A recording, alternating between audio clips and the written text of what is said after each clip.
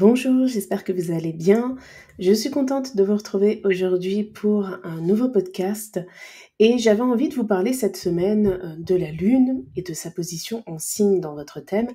Alors c'est pas un podcast comme j'ai l'habitude de faire parce que c'est vrai que ils sont surtout orientés sur les transits planétaires. D'ailleurs, dites-moi en commentaire si vous voulez plus de podcasts sur la compréhension du thème, avoir des petites astuces comme ça peut être pas mal. Et puis, c'est une idée qui m'est venue ce matin parce que je décide pas vraiment à l'avance des sujets des podcasts. Alors je sais que 2 fois par mois, je fais l'analyse de la nouvelle lune et de la pleine lune, mais pour les 2 autres, c'est vraiment, au feeling, en fonction de ce qui est important dans les transits planétaires et en fonction de ce qui me vient à l'esprit. Donc ce matin, je feuilletais mon livre «Avec qui êtes-vous astro-compatible?» et dans ce livre, j'ai mis en avant, des archétypes par rapport à la position de la Lune. Donc pour les expliquer, ils sont reliés au signe du zodiaque. Il faut comprendre ce qu'est la Lune dans le thème astral et on parle tout le temps des nouvelles lunes, des pleines lunes, etc. Donc la Lune, c'est l'astre le plus rapide du zodiaque. C'est-à-dire que si vous voulez commencer à comprendre le prévisionnel par rapport à votre thème, il faut commencer par l'étude de la Lune, c'est-à-dire noter dans un cahier, dans un carnet, dans un agenda, quand la Lune est en bélier, est en lion, etc. dans votre thème, enfin dans le ciel et l'impact que ça a dans votre thème, ça peut vous amener à vérifier assez facilement ce que ça crée chez vous. Parce que la Lune, elle a un cycle de 28-29 jours à peu près. Donc, tous les mois, la Lune, elle passe par chaque signe. Il y a même des mois où elle passe par 2 signes, des mois de 31 jours notamment. Donc, si par exemple vous savez que quand la Lune est en Capricorne, c'est hyper avantageux pour votre productivité, ben vous pouvez aussi en profiter pour planifier votre emploi du temps en fonction de cela. Et pour les personnes qui ne le savent pas, la Lune, elle parle de la vie intérieure. Le Soleil, il va décrire ce qui est visible de vous à l'extérieur, et la Lune, ça va être tout ce qui est intérieur, donc les ressentis, le passé karmique aussi, puisque pour moi, la Lune, c'est la personnification de l'âme dans le thème astral, et c'est pour ça que je l'ai d'ailleurs relié à différents archétypes en fonction du signe, et je vous invite à voir si vous vous y retrouvez.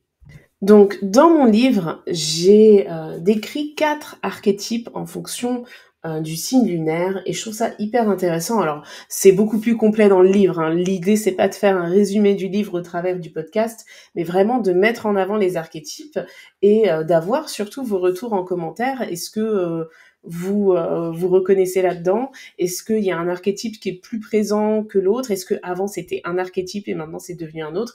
Parce que il faut savoir que, je crois que c'était en astrologie celtique, la Lune, c'était l'âme de la Terre, la gardienne de la Terre.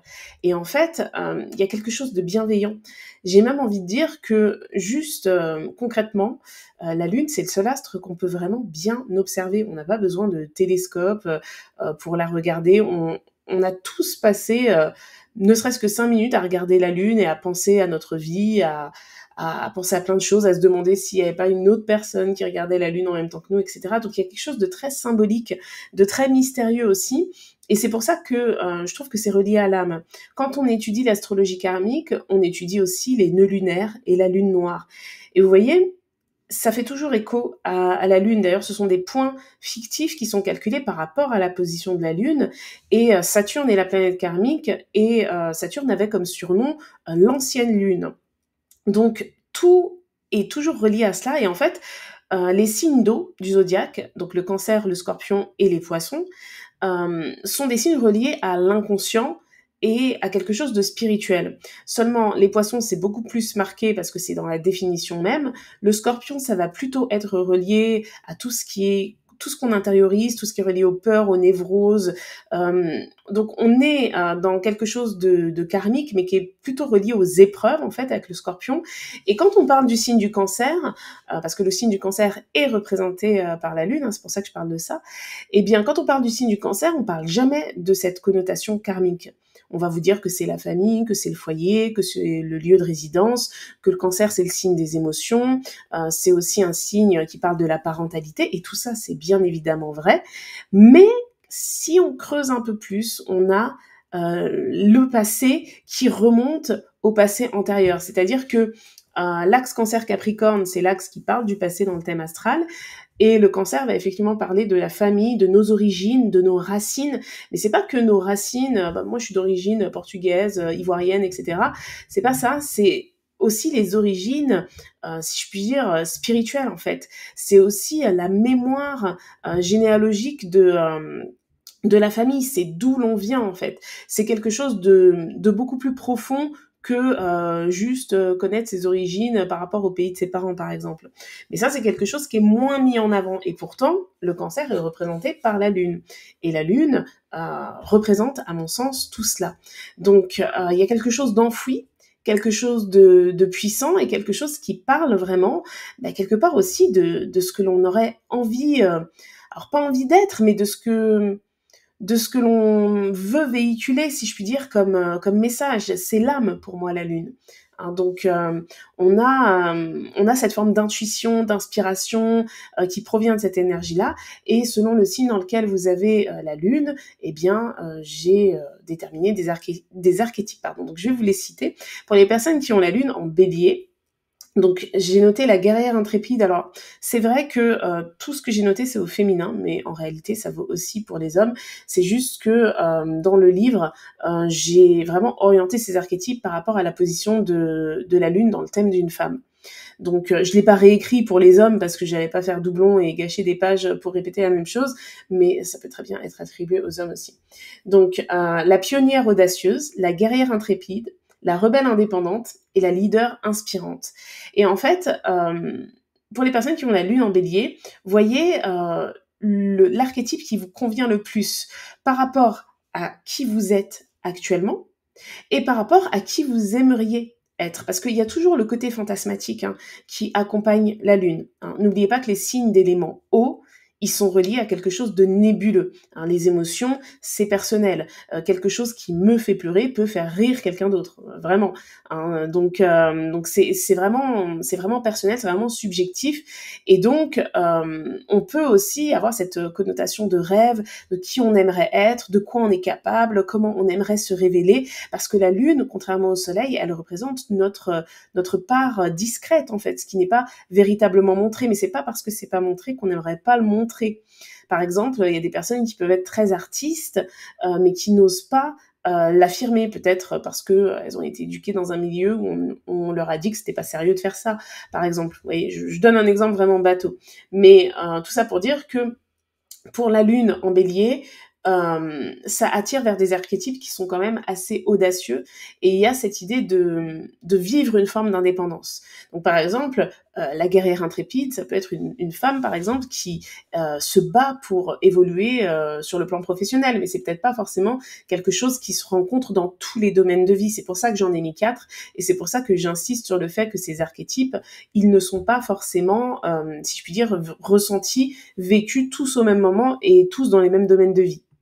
Et vous pouvez vous demander pourquoi j'ai parlé de ça dans un livre qui parle des compatibilités. Parce que dans une relation, alors peut-être particulièrement dans une relation amoureuse, les archétypes, ils ont besoin d'être nourris. Et j'insiste beaucoup plus pour les femmes parce que la Lune est associée à la femme et le Soleil est associé à l'homme. Donc c'est pour ça que j'ai mis des archétypes au féminin. Mais en tout cas, ce que j'ai vu en termes de compatibilité, c'est qu'une femme, par rapport à la position de la Lune dans son thème, la position en signe, eh bien, elle a besoin dans la relation de nourrir un de ses archétypes. Donc, la pionnière audacieuse, pour le Bélier, par exemple, ça peut être une femme qui a besoin dans sa relation de prendre des directives à un moment. Et si c'est pas ça, ça peut être le fait d'avoir une forme d'indépendance aussi par rapport à la relation. Et je rajouterai à ça que le côté rebelle pour la Lune en Bélier peut amener aussi vers des relations qui sont peut-être pas forcément faciles, des relations où il y a un côté un peu marginal dans la manière de vivre la relation, ou alors chez le partenaire, c'est possible aussi. Pour la lune en lion, alors j'ai fait tout ça par éléments, donc on fait bélier, lion, sagittaire en premier. Donc j'ai mis l'archétype de la reine majestueuse, de la diva éclatante, de la créatrice exaltée et de la leader. Donc le côté leadership, il ressemble un peu au signe du bélier. Hein, de toute façon, ce sont des signes de même élément. Donc bien évidemment qu'il y a des similitudes, mais le signe du lion, c'est pour ça que j'ai mis la reine majestueuse, parce qu'il y a un côté... où il y a un besoin d'être admiré plus que chez la lune en bélier.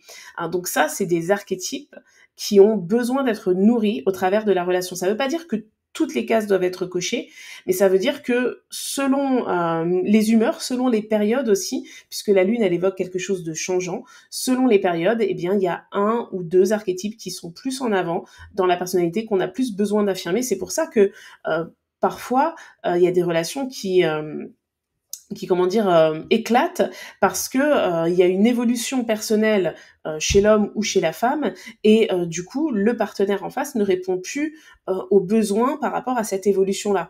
Donc de toute façon quand on analyse les relations amoureuses, il faut bien évidemment prendre en compte tout le thème.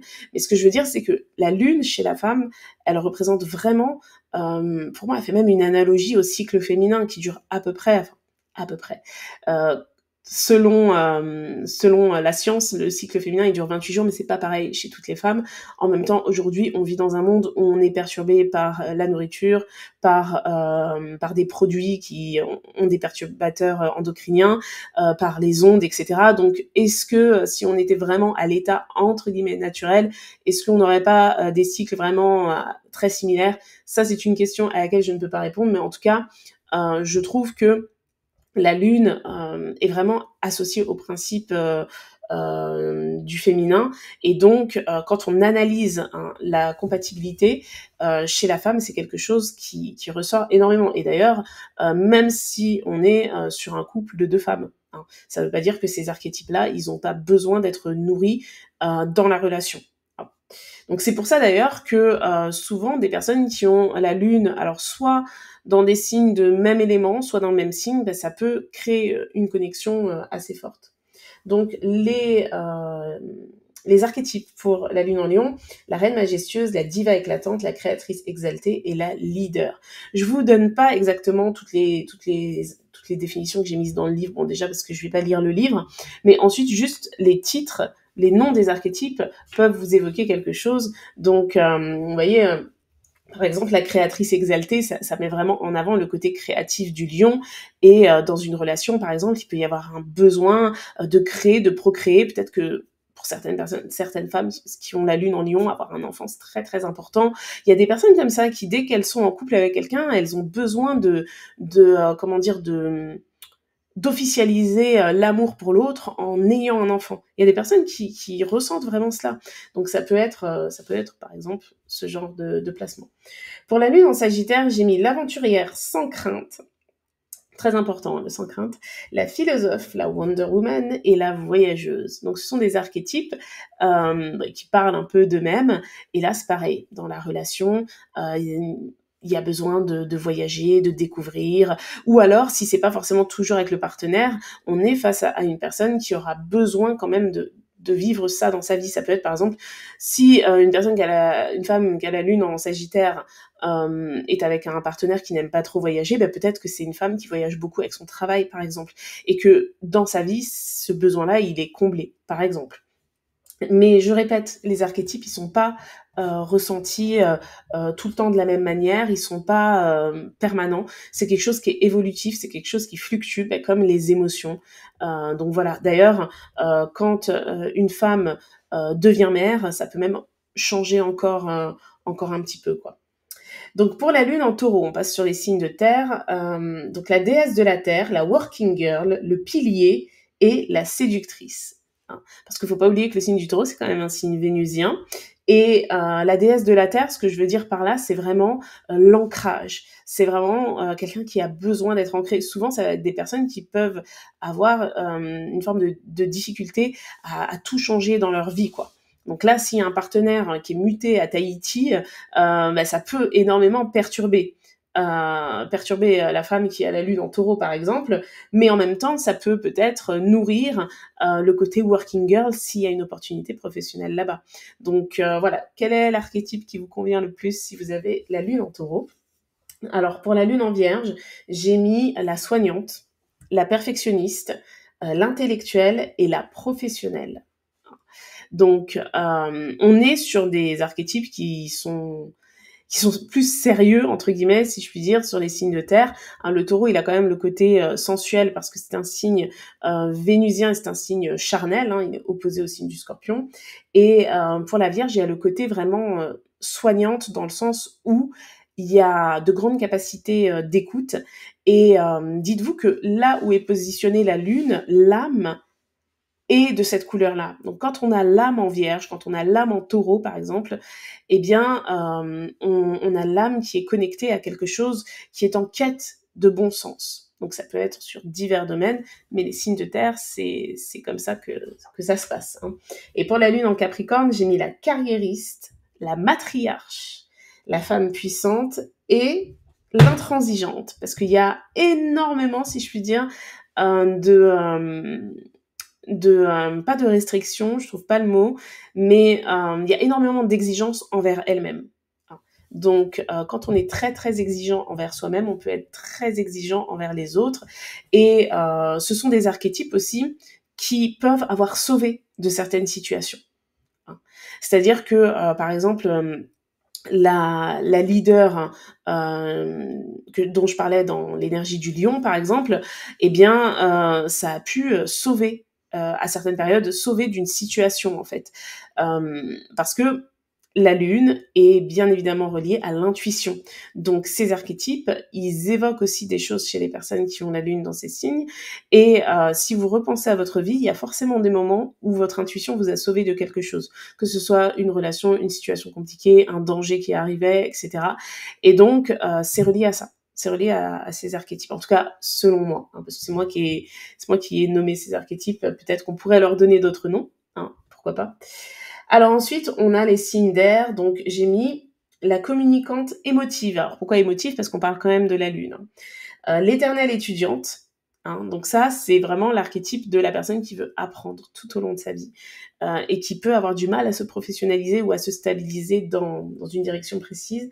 L'émancipatrice et l'aventurière. Hein, ça fait un peu écho à la voyageuse pour la lune en Sagittaire, mais les Gémeaux et le Sagittaire sont opposés, et ce sont les deux signes qui parlent de voyage. Il y en a un troisième, c'est le signe des Poissons, mais ça va plutôt être relié à tout ce qui est voyage intérieur. Pour la lune en balance, j'ai mis l'esthète, la médiatrice, la romantique idéaliste et la pacifiste.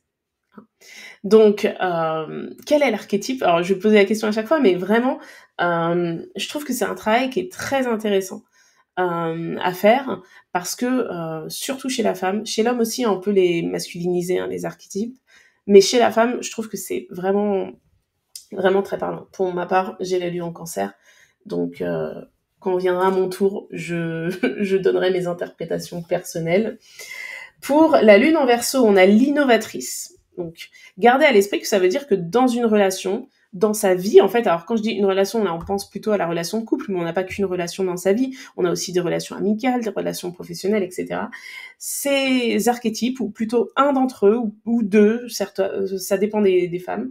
Par exemple, l'innovatrice, ça peut être vraiment la femme qui a besoin de créer quelque part. Ça peut faire écho au lion, hein. C'est pour ça qu'une femme qui a la lune en Verseau peut très bien s'entendre avec un homme qui a le soleil en lion, par exemple.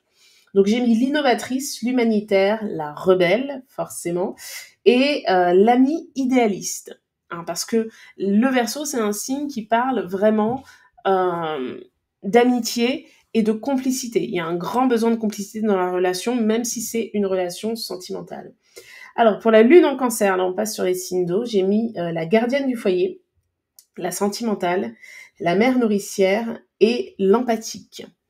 Alors, moi j'ai la lune en cancer, et quand j'ai écrit ça, parce que j'ai pas fait ça par rapport à moi, hein, pas du tout. Hein. Bon, quand j'écris des livres sur l'astrologie, ou que je fais des posts, des fois j'écris des choses, je me dis, mais attends, moi j'ai Mercure dans tel signe, je suis pas comme ça, mais je prends vraiment, enfin, j'essaye de faire un travail très objectif.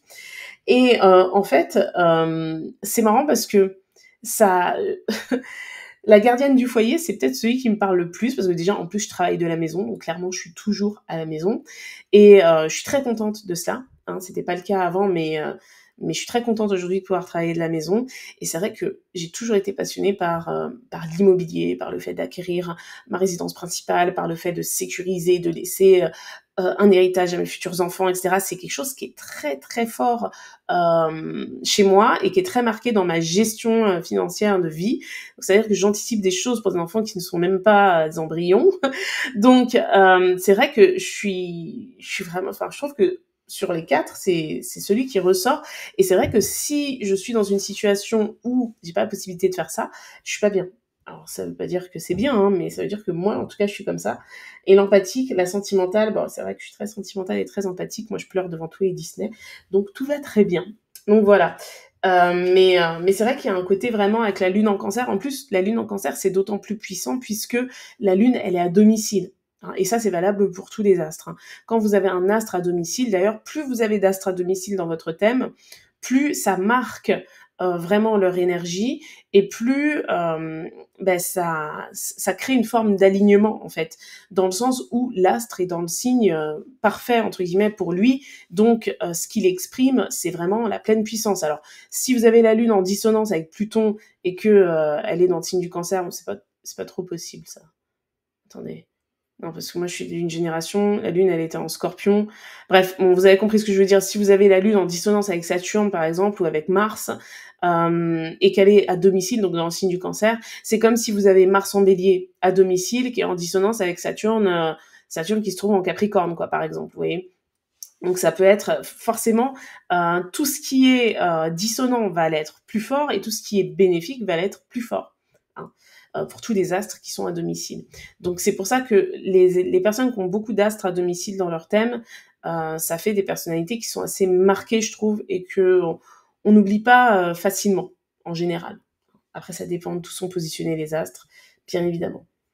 Les archétypes pour la lune en Scorpion, alors j'ai mis la transformatrice, la magicienne, l'enquêtrice et l'obstinée. Voilà. Donc, je vous laisse méditer sur cela. Ce que je vous invite à faire aussi, c'est de regarder la position de la Lune en maison et de voir ce qui peut vous correspondre dans le signe rattaché à la maison. Exemple, vous avez la Lune en Gémeaux en maison 7. Okay, donc, les archétypes pour la Lune en Gémeaux, je les ai dit. Et la maison 7, elle est associée à l'énergie de la balance. Ben, regardez aussi les archétypes reliés à la balance. Ça peut aussi vous parler. Donc la transformatrice pour le Scorpion, c'est vraiment le fait de transformer les choses, de ne pas avoir peur de détruire pour reconstruire, quoi. De transformer son environnement, de faire des investissements, enfin c'est quelque chose qui est marqué, quoi, et qui est marqué dans la personnalité et qui est aussi recherché dans la relation sentimentale. Parce que je répète, ceci est écrit dans un livre pour les compatibilités. D'ailleurs, mon livre ne parle pas que des compatibilités amoureuses, hein. C'est les compatibilités en général. Et donc, on termine avec la lune en poisson. Donc, au niveau des archétypes, j'ai mis la martyre sacrificielle. Il peut y avoir beaucoup de syndrome du sauveur chez les personnes qui ont la lune en poisson. L'empathique, comme la lune en cancer. La guérisseuse spirituelle et la rêveuse. Donc voilà. N'hésitez pas à me dire si ces archétypes ils vous parlent. Si vous avez envie peut-être qu'on les approfondisse, pourquoi pas. Si vous avez envie d'avoir du contenu un peu plus relié à la compréhension du thème ou à la symbolique comme ça des astres, j'avais même pensé à faire quelque chose en lien avec la mythologie. N'hésitez pas à me le dire, en tout cas ça m'a fait plaisir de faire ce podcast. J'espère que ça vous a plu et je vous dis à bientôt pour une prochaine vidéo ou un prochain podcast.